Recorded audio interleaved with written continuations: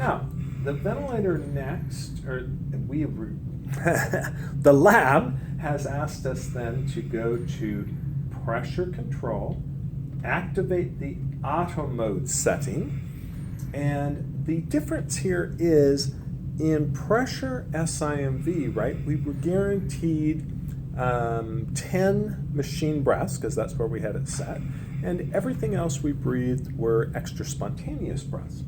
When we go to pressure control and put on auto mode, this changes it's kind of a cool thing. So what this means is when the patient is relaxed and not breathing at all, they'll be in pressure control. But the first spontaneous effort they will make will put them into pressure support, CPAP. Okay?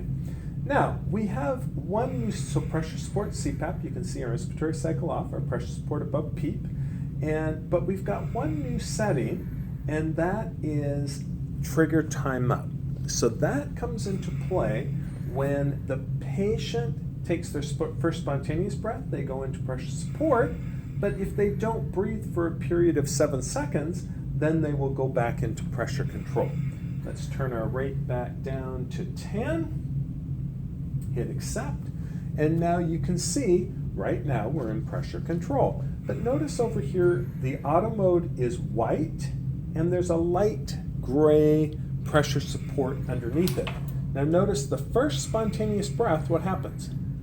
We get the auto mode turns green and pressure support becomes black while pressure control turns a light gray. So now as long as the patient spontaneously breathes, they are in pressure support.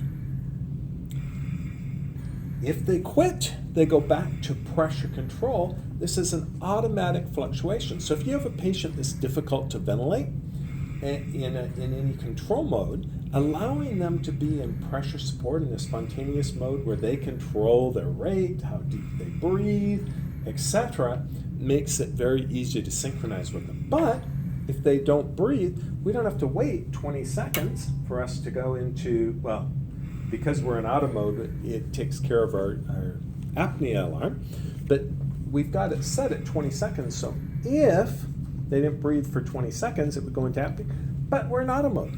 We only have to wait the 7 seconds that we have set. Now, if we come in under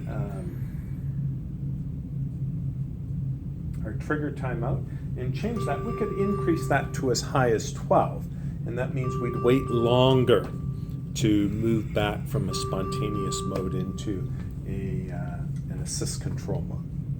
But that's up to us. But anywhere from 7 to 12 seconds can occur before we move from one mode to the other. So auto mode is available in any of our 3 control modes. So pressure control, volume control, and PRVC. In any of those modes, we can set auto mode.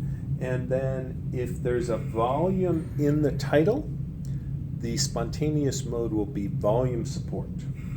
If pressure control, then it will go to pressure support. So notice in volume control, we just set one volume because in when it goes into spontaneous mode, let me show you. Our spontaneous mode is volume support, and the same tidal volume will be the target in spontaneous as well as machine. And if we go to PRVC, it also has pressure regulated volume control. So the same thing, if I hit accept here, notice it's PRVC, but with a volume support option.